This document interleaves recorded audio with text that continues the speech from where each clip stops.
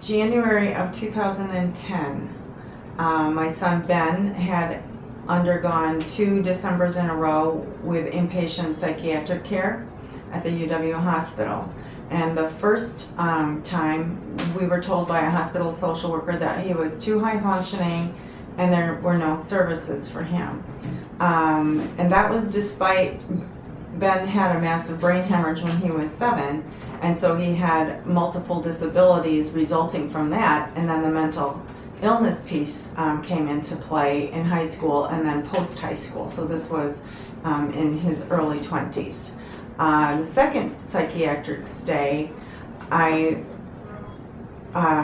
remember very clearly meeting with another hospital social worker, and she said, okay, the easiest way into the mental health care system is through court order, so you have to get the police involved, or homelessness, so I would have to abandon my son, or did I know anyone famous like the governor? And I was absolutely appalled by that. She was extremely frustrated herself, I could tell. But then she said later, or maybe Yahara House. So she gave me some leads to follow up. She was going to take some leads herself. All of mine, I told her at the time, I have no energy as mom of this special needs kid to keep going for dead end help. So by the time I got to Yahara House on my list, I was desperate, and Ben's mental state, he was out of the hospital but living with us and was still very precarious. I walked in the door here in January of 2010 and I smelled hope.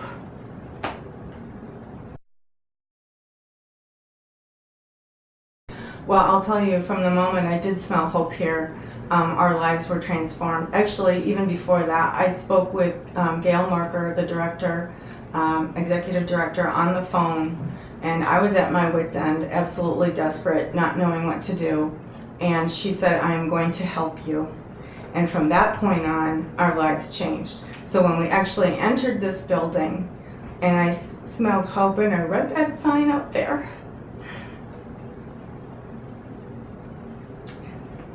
that said, oh, sorry. You have the right to meaningful work, you have the right to meaningful relationships, and you have a right to come to a safe place and return to this safe place.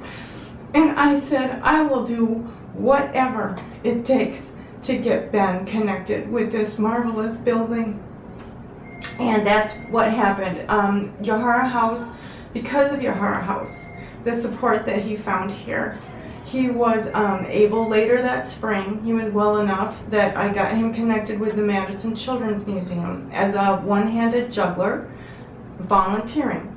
He did that for a year and a half, and then they hired him the fall of 2011.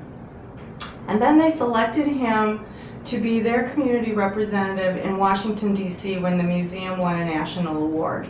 And actually, because of this entire experience, I wrote a book about his life and our life as a family called Making Lemonade with Ben, The Audacity to Cope. And in it, I've been so indebted to Yahara House for not only impacting Ben's life in such a positive way, but rescuing my family as well. I was so indebted that Yahara House and the Clubhouse model of mental health treatment plays a big part in the book, and I wanted everybody, when they got done reading the book, what is the one thing you can do? Support the Clubhouse model in your community, and if you don't have one, support the International Clubhouse and figure out how you can get one started. Thank you, Yahara House, for changing our lives.